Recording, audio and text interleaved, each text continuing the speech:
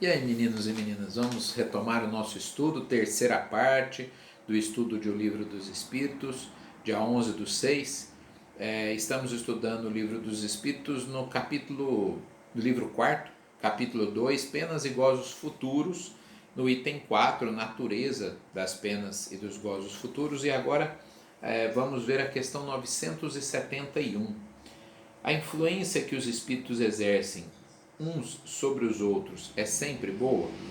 Olha, claro que não, vai depender da natureza do espírito que está exercendo essa influência. Os bons espíritos sempre vão exercer uma influência boa, positiva, claro. Nós não queremos o bem de algumas pessoas e fazemos o máximo para ajudá-las. De acordo com o nosso progresso, é o que nós conseguiremos fazer para ajudar. Aqui eu vou entrar um pouco pelo viés psicológico.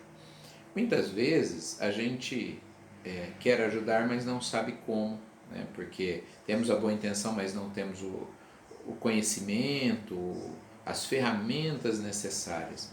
E às vezes a gente julga tão mal isso que a gente mais atrapalha do que ajuda.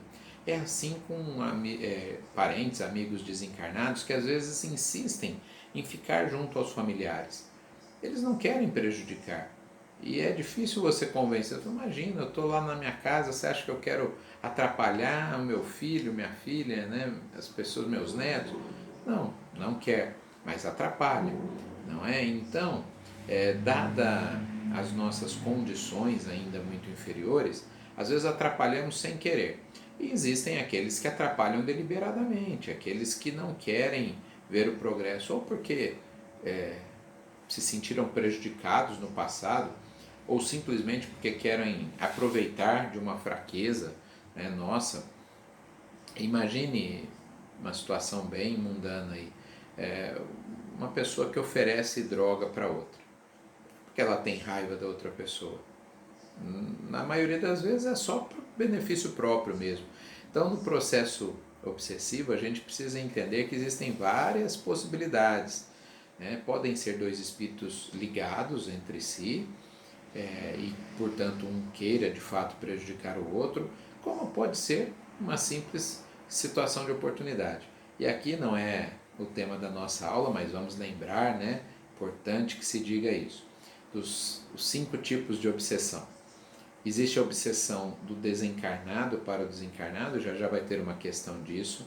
Existe a obsessão do desencarnado para o encarnado, e é essa que a gente costumeiramente chama de obsessão. Existe a obsessão do encarnado para o desencarnado, que às vezes a gente não se atenta para isso, né?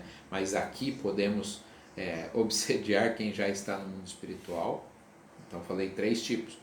Existe a obsessão encarnado-encarnado.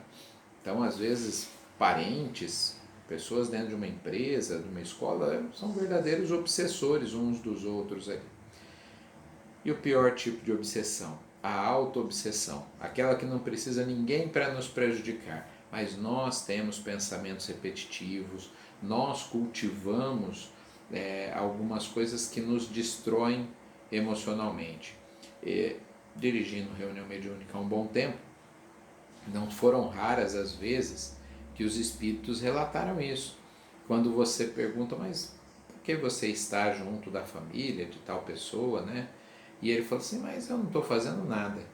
Você precisava ver, a pessoa faz sozinha, ela se prejudica sozinha, eu só dou risada. Olha que situação, né? Então, quer dizer, nós próprios sabotamos, quantas vezes sabotamos o nosso próprio desenvolvimento, o nosso próprio progresso. Sabemos que devemos tomar o remédio e não tomamos, que não devemos comer aquilo e comemos, ou que devíamos fazer alguma coisa que não fazemos. Então isso é autossabotagem, e não são raras as vezes que nós fazemos isso. Por que é a obsessão mais difícil de tratar? Porque não conseguimos nos afastar de nós mesmos, né? Podemos até encaminhar algum espírito que porventura esteja junto de alguém, mas como afastamos nós quando achamos que o problema está fora e de fato o problema está em nós? Fiquemos atentos para isso. Muitas pessoas procuram a casa espírita e não entendem que somos os algozes de nós mesmos. Quando nós falamos que se trata obsessão com estudo, isso que nós estamos fazendo agora, a pessoa fala, mas estudo, eu preciso do passe, eu preciso da reunião de desobsessão. Não adianta, você afasta o espírito, se a causa continua em mim, amanhã tem outro. Imaginemos a situação de um alcoólatra. Ele vai sempre ter espíritos oportunistas com ele enquanto a causa não cessar. Então, a maledicência, a raiva, o rancor, a ansiedade são defeitos meus que, enquanto eu não sanar, e o estudo me ajuda nisso, eu vou ter companhias do mesmo padrão vibratório. Então, né, me diga quem és, que eu te direi com quem andas. Eu inverti o ditado aqui, me diga em que padrão vibratório estás, e eu te direi quem são tuas companhias. As minhas, a frase vale exatamente para mim, claro, para todos nós. A questão 971A. Então a morte não nos livra da tentação? Não livra, né? Pode nos livrar de tentações materiais diretas, mas aí que está, né? Esses espíritos, eu vou até ler aqui um pouquinho. Não, mas a ação dos maus espíritos é muito menor sobre outros espíritos do que sobre os homens, pois aqueles não estão sujeitos às paixões materiais. Então está dizendo que os espíritos conseguem se proteger melhor de outros espíritos do que nós encarnados.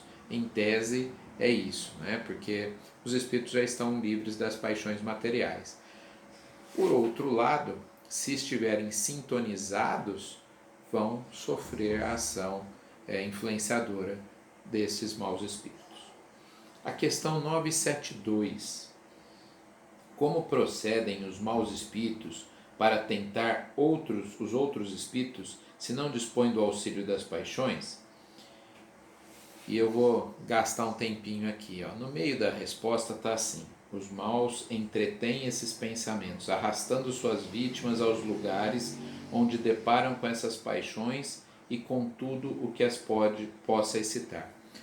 Aquilo que eu falei do alcoólatra, por exemplo.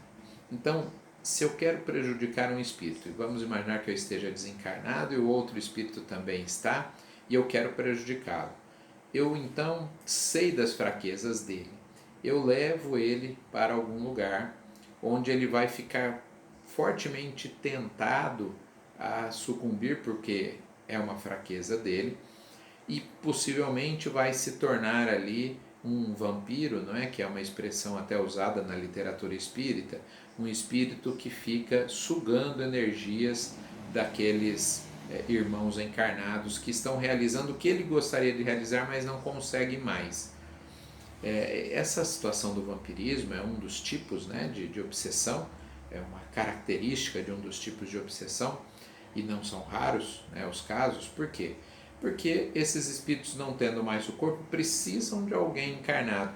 A gente brinca que os alcoólatras atravessam avenidas movimentadas, não são atropelados, são protegidos pelos obsessores, que não querem que ele, o caneco vivo, né, é aquele que dá a possibilidade deles sugarem energia, desencarne.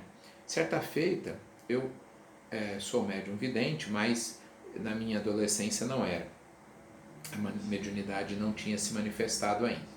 E uma médium vidente, visitando um parente que estava acamado e tinha problema com vícios, ela depois, já longe do paciente ali, ela me falou: olha, uma coisa me causou estranheza. Eu percebi 3 espíritos cuidando dele, mas, gozado, não eram espíritos de luz, né? E aí, então, conversando, a gente foi concluindo. Eram obsessores que estavam cuidando para que ele não desencarnasse, para que pudesse servir ainda aos intuitos desses espíritos, né? Interessante. No momento em que essa pessoa decidiu, até por uso de medicamento, que não iria mais beber, na semana seguinte apareceu um câncer e em algum tempo desencarnou. Eles cuidavam para que continuasse vivo enquanto interessava. No momento que não ofereceriam mais, ele não ofereceria mais essa possibilidade, eles tiraram os cuidados e aí a saúde desgringolou, vamos assim dizer, né? Então, olha como é interessante, né? Eu vou encerrar nosso estudo apenas com o complemento, a 972A. Mas para que servem essas paixões se lhes falta o objeto real? E é o que eu acabei de explicar. Eles vão se utilizar, né? Eles não têm um objeto real, que é a bebida, que é a droga, que é o sexo. E olha só como diz aqui o Espírito Verdade. O avarento vê o ouro que não pode possuir, o devasso as orgias de que não pode participar, o orgulhoso as honras que inveja e de que não pode gozar. Ou seja, esses espíritos desencarnados sofrem e passam então a se utilizar de encarnados, e aí é um processo obsessivo, para realizar os seus intentos. Terminamos o nosso estudo de hoje. Um abraço a todos.